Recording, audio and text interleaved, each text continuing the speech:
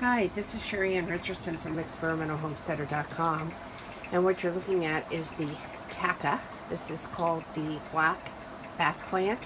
They also come in green, brown, and white. And this is one of the flowers that's opened. As you can see, there's a lot more. There's another one that's opened up here. A lot more that's going to be opened. And then these are some older ones that have been opened for a while.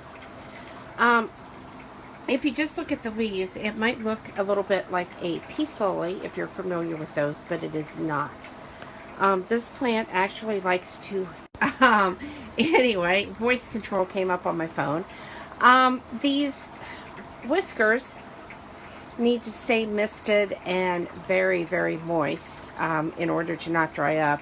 As you can see, some of the tips of mine are drying up, even though I mist this quite often and have it inside of my greenhouse. But I just wanted to share this with you because this is such a cool looking plant.